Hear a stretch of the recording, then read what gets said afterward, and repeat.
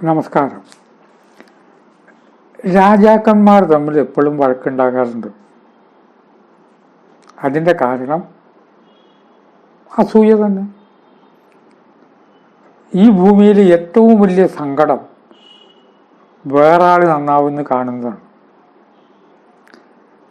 ഇന്ന് നമ്മൾ കേൾക്കുന്ന ഈ പ്രശ്നങ്ങളും വഴക്കിൻ്റെ ഒക്കെ കാരണത്തിൻ്റെ ബേസ് അസൂയാണ്.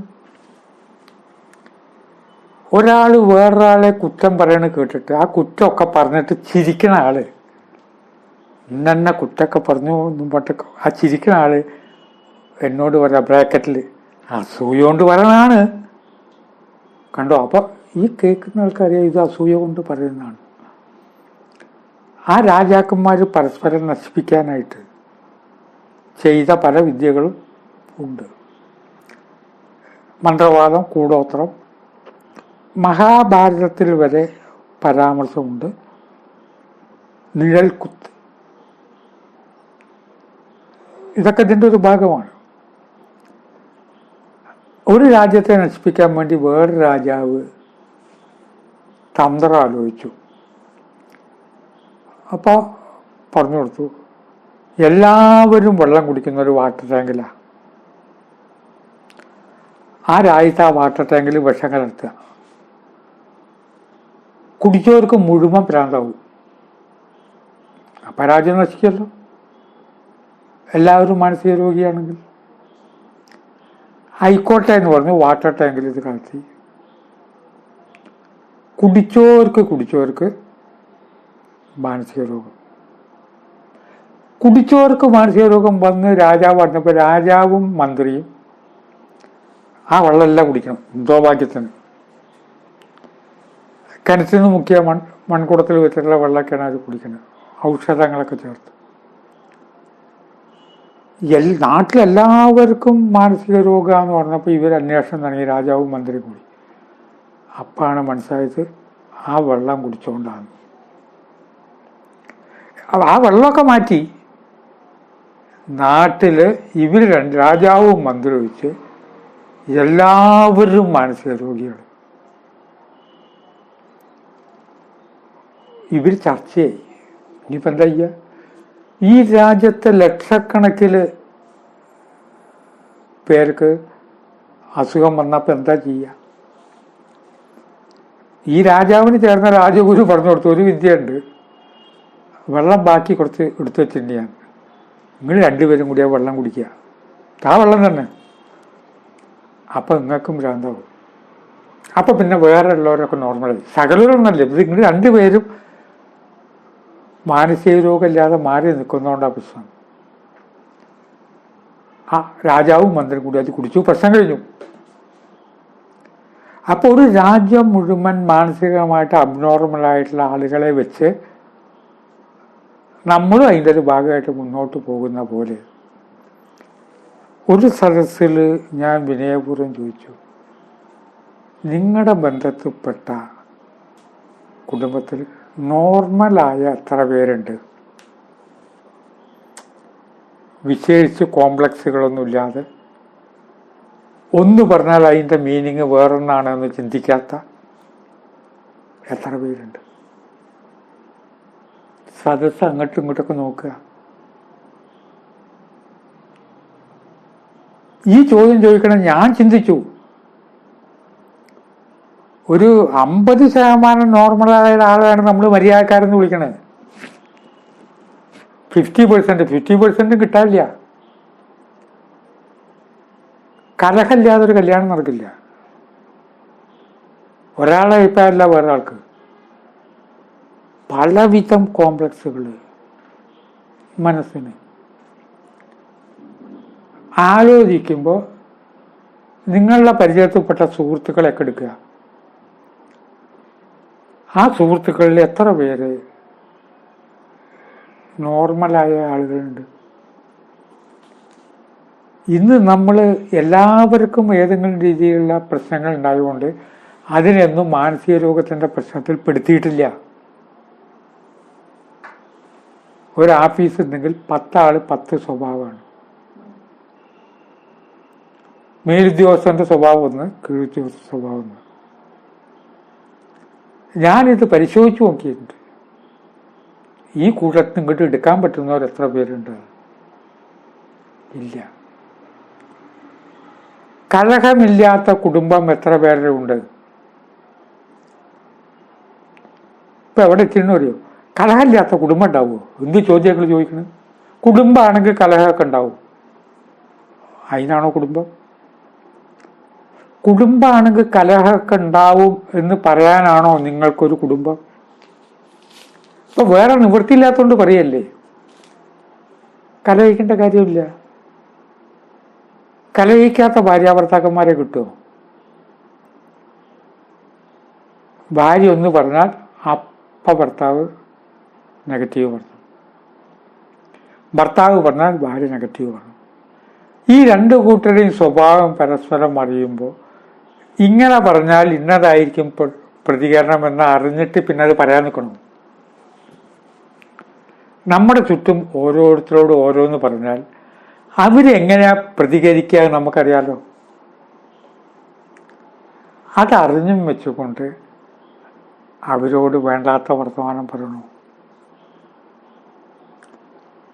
കലഹമില്ലാത്ത ഭാര്യാഭർത്താക്കന്മാരുണ്ടെങ്കിൽ ഒന്ന് കൈപൊക്കുക. ഭർത്താവ് കൈപൊക്കുണ്ടോ എന്ന് ഭാര്യ അടങ്ങണ്ടിട്ട് നോക്കുന്നത് കാണാം. ഭർത്താവ് ഭാര്യ നോക്കുന്നുണ്ട്. കലഹമില്ലാത്ത കുടുംബത്തിൽ കഴിഞ്ഞവരുണ്ടോ? കൈ പൊക്കുന്നുണ്ട് കേട്ടോ. 3-4 പേരൊക്കെ കൈ പൊക്കുന്നുണ്ടേ. ഒരു 1000-ൽ 4 പേര് ഉണ്ട്. ബാല്യത്തിൽ കുടുംബത്തിൽ പ്രശ്നങ്ങൾ ഉണ്ടായിട്ട് അത് പരിഹരിക്കേണ്ടി വന്ന് ഉറക്കമില്ലാത്ത രാത്രികളിലേക്ക് നീങ്ങിയവരുണ്ടോ? ഉണ്ടാവും, ഉണ്ട്. അപ്പൊ കൈപൊക്കുന്ന 1-2 പേര് ആണ്. ഇതിന്റെ മറുപടി ജീവിതമാകുമ്പോൾ അങ്ങനെയൊക്കെ ഉണ്ടാവും. അത് നമ്മുടെ ശീലമാണ്. ജീവിതമാകുമ്പോൾ അങ്ങനെ ഉണ്ടാവാൻ പാടില്ല. ജീവിതമാണെങ്കിൽ അങ്ങനെ ഉണ്ടാകും എന്നല്ല. ജീവിതമാണെങ്കിൽ കലഹം ഉണ്ടാവും, തല്ലും പിടിയൊക്കെ ഉണ്ടാവും. മനുഷ്യനല്ലേ, വഴക്കും വെക്കാനുണ്ടാവും. എന്തിനകത്ത് വഴക്കും വെക്കാണ്? ഭാര്യയും ഭർത്താവും വെറുതെ അങ്ങോട്ടും ഇങ്ങോട്ടും വഴക്ക് കൂടുന്ന എന്തിനാ? അച്ഛനും മക്കളും കൂടിയിട്ട് അച്ഛൻ്റെ സ്വഭാവം മക്കൾക്കറിയില്ലേ? മക്കളുടെ സ്വഭാവം അച്ഛനറിയില്ലേ? ഒടുവിലത്തെ ചോദ്യം, നിങ്ങളിൽ ആവശ്യത്തിലധികം ക്ഷോഭിക്കുന്നവരുണ്ടോ? ഈ ക്ഷോഭം എന്നുള്ളൊരു ഭൂഷണ. മൂക്കത്താ കോപം കുട്ടിയുള്ളവരെ. അതൊരു ഭൂഷണമല്ല ക്ഷോഭം എന്നത്. നമ്മൾ സ്വയം ഒന്ന് തിരിഞ്ഞു നോക്കണം, എത്ര തവണ ക്ഷോഭിച്ചിട്ടുണ്ട്.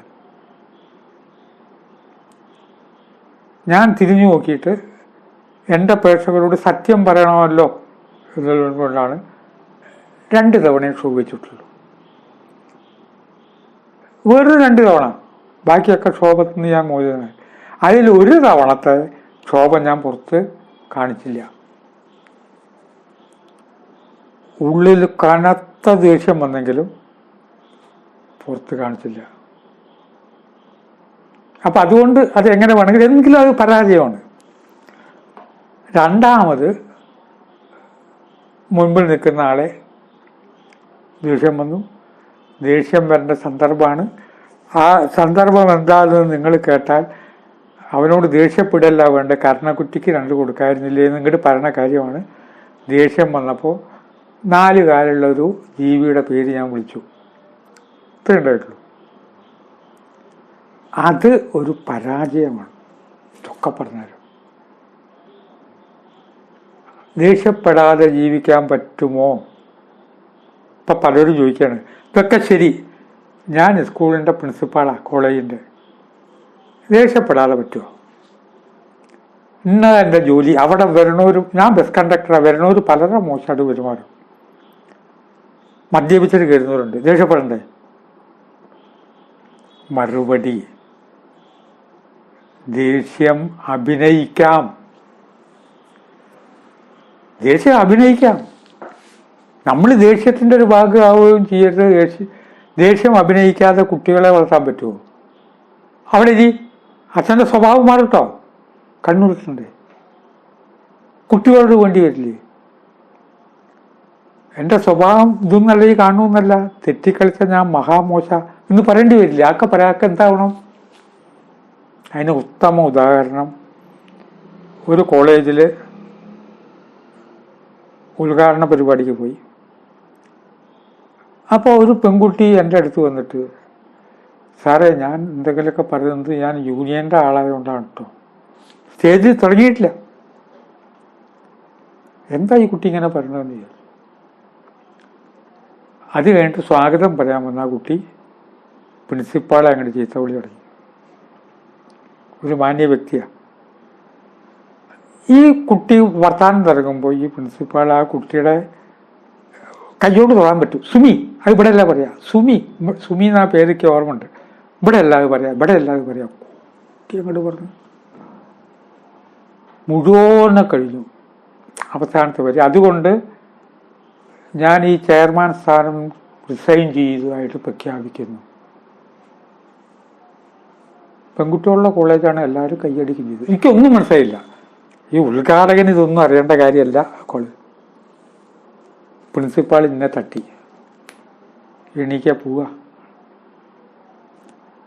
ആ കുട്ടി രാജിവെച്ചു ചെയർമാൻ സ്ഥാനം. ഇനിയിപ്പോൾ എങ്ങനെയാ കാര്യം നടക്കുക? ഇത് ആ കുട്ടി പ്രതീക്ഷിച്ചില്ല.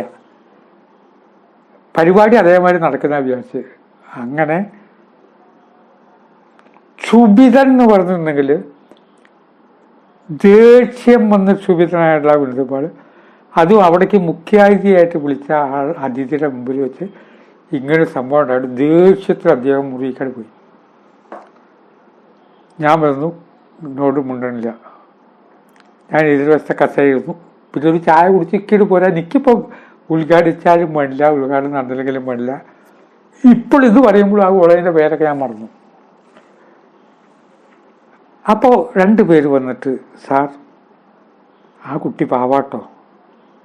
ബാക്കി എല്ലാവരും കൂടിയിട്ട് ആ കുട്ടിയെ നിവർത്തിയില്ലാത്ത ആ കുട്ടി പറഞ്ഞു, ആ കുട്ടി പാവാണ്. അപ്പം ഞാനത് കയറുമ്പോൾ ഈ കുട്ടീൻ്റെ അടുത്ത് വന്നു, സാർ ക്ഷമിക്കണം കേട്ടോ, എന്നെ സസ്പെൻഡ് ചെയ്യുമായിരിക്കുമല്ലേ? തൊണ്ടയിട്ടറിയുന്നുണ്ട്. സസ്പെൻഡ് ചെയ്യല്ല, അതിനെ ഡിസ്മിസ് ചെയ്ത് അവിടുന്ന്. അങ്ങനത്താണ് സന്ദർഭം. പ്രിൻസിപ്പാൾ ചായ വന്നു. എന്നിട്ട് ഈ ബാക്കിയുള്ളവർ പറഞ്ഞു കേട്ടു, ആ കുട്ടി പാവാന്ന് ബാക്കിയുള്ള 2 പേര് പറഞ്ഞിട്ട് അവരോട് പോയി. പിന്നോട് ഇവിടെ ഈ വേഷമൊക്കെ കെട്ടേണ്ടി വരും. അദ്ദേഹത്തിന് ഒരു ചൂടുമില്ല. ചിരിച്ചുകൊണ്ടേ, ഈ വേഷം കിട്ടിയാലേ പറ്റുള്ളൂ, ഞാനതിന് ബുദ്ധിമുട്ടിക്കൊന്നുമില്ല. എൻ്റെ മോളുടെ പ്രായത്തിന് ആ വരിയാണ് എനിക്ക് വലിയ സെൻറ്റിമെൻറ്റ്സ്. എൻ്റെ മോളുടെ പ്രായമല്ലേ അതിന്, അത് ബുദ്ധിയില്ലാതെ പറഞ്ഞതിന് ഞാൻ ചോദിക്കൊന്നുമില്ല. പക്ഷേ പ്രകടിപ്പിക്കണം ആ സ്ഥാനത്ത്. അപ്പം അതുകൊണ്ട് പ്രകടിപ്പിക്കണ ദേഷ്യം നമുക്ക് യഥാർത്ഥത്തിൽ ദേഷ്യം വരുന്നത് സമൂഹത്തിൽ നോർമലായ ആളുകളില്ലാത്ത വിധം ഊണ് കഴിക്കുന്നവർക്ക് എണീറ്റ് പോവുക, കുട്ടിയോട് വഴക്കുണ്ടാക്കുക, സാധനങ്ങൾ വലിച്ചെറിയുക, ആഫീസിലെ മേലുദ്യോഗസ്ഥനും കീഴുദ്യോഗസ്ഥനും കൂടി വഴക്ക് പറയുക.